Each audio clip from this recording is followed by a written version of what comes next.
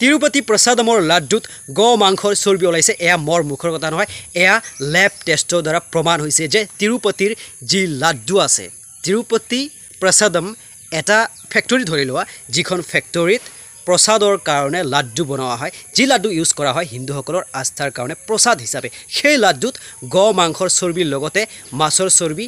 আৰু অন্যান্য কিবা বস্তু ওলাইছে ল্যাব টেষ্টৰ দ্বাৰা এয়া হিন্দুসকলৰ আস্থাৰ ওপৰত এক ডাঙৰ আক্ৰমণ কিন্তু এয়া চৰ্বি জেহাত নহয় এয়া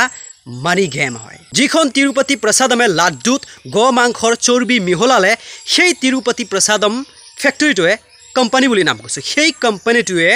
ইয়াৰলি 500 crore ইনকাম কৰে সো বুজি লওক কি ধৰণৰ এটা মানি গেম ইনকাম কৰক সেয়া আমাৰ ভাৰতবৰ্ষৰ কাৰণে ভাল কথা জিডিপিত সেয়া ইনক্লুড হ'ব কিন্তু মেইন কথা হ'ল এটা ডাঙৰ প্ৰশ্ন আসলতে গ মাংসৰ চৰ্বি হিন্দু আস্থা মতে খাব পাৰি নেকি কাৰণ যিখন তিৰুপতি প্ৰসাদম কোম্পানীৰ মালিক আছে তাত যিবোৰ কৰ্মী আছে তেওঁলোকতো নন হিন্দু নহয় তেওঁলোক হিন্দু আস্থাৰ মানুহে হয় সো তেওঁলোকে জানি বুজি ষড়যন্ত্ৰ কৰিব নেকি তেওঁলোকে নিজে নিজৰ মানুহৰ আস্থাৰ ওপৰত আক্ৰমণ কৰিব জানো নিশ্চয় 10 of 9 নকৰিব কিন্তু আমি প্ৰশ্নৰ উত্তৰ বিচাৰিব লাগিব আসলতে গ মাংসৰ চৰ্বি হিন্দু আস্থাৰ মতে অৰিজিনেলি যিখন কিতাপত লিখা আছে হিন্দু আস্থাৰ কিতাপ আছে সেইখনৰ মতে আসলতে গ মাংসৰ চৰ্বি খাব পাৰি নে নাই যদি নোৱাৰি তেন্তে হিন্দু আস্থাৰ ওপৰত এনে ধৰণৰ আক্ৰমণ কেতিয়াও গ্ৰহণযোগ্য নহব তাৰ উচিত শাস্তি হ'ব লাগে কিন্তু অৰিজিনেলি হিন্দু আস্থাৰ মতে যদি গ মাংসৰ চৰ্বি খাব পাৰি তেন্তে ইমান ৰাজনীতি কিয় গ মাংসক লৈ আমাৰ অসমত ইমান এটা লেভেলৰ ষড়যন্ত্ৰ কিয় যদি হিন্দু আস্থাৰ মতে চলে গ মাংস খাব আমি নিউজৰ দ্বাৰা জানিব পাওঁ ভাৰতবৰ্ষৰ নাম্বাৰ 1 বিফ এক্সপৰ্টাৰ কোম্পানী হিন্দু যদি হিন্দুৰ আস্থা মতে গ মাতা হয় গ মাংস খাব নোৱাৰি গ হত্যা কৰিব নোৱাৰি সো সেই হিন্দুৰ আস্থাৰ ওপৰত হিন্দু ধৰ্মৰ ওপৰত বিশ্বাস ৰখাজনে আকো বিফ এক্সপৰ্টাৰ কেনেকৈ হ'ব পাৰে নে এয়া ৰাজনৈতিক এক অৰ্থনৈতিক ষড়যন্ত্ৰ টেক্স লোৱাৰ এটা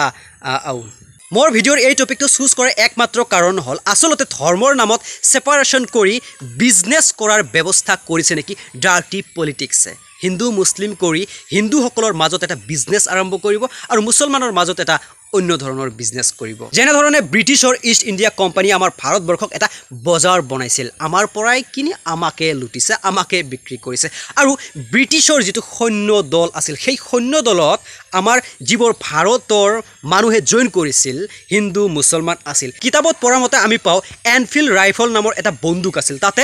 গুলি যিবোৰ ভৰাই সেই গুলিবোৰ দাঁতেৰে কামুৰি ভৰাব লাগে আৰু সেই গুলিত কিন্তু লগাই থৈছিল গাহৰি আৰু গৰুৰ চৰ্বি সো কথাটো ঠিক তেনে ধৰণৰ হ'ল ব্ৰিটিছ ইষ্ট ইণ্ডিয়া কোম্পানীৰ এনফিল্ড ৰাইফলৰ গুলিত গৰুৰ মাংসৰ চৰ্বি আৰু গাহৰিৰ মাংসৰ চৰ্বি লগোৱা কামৰ লগত একদম সিমিলাৰ মিলি গৈছে তিৰুপতি প্ৰসাদমৰ লাড্ডুত গাহৰি গৰুৰ মাংসৰ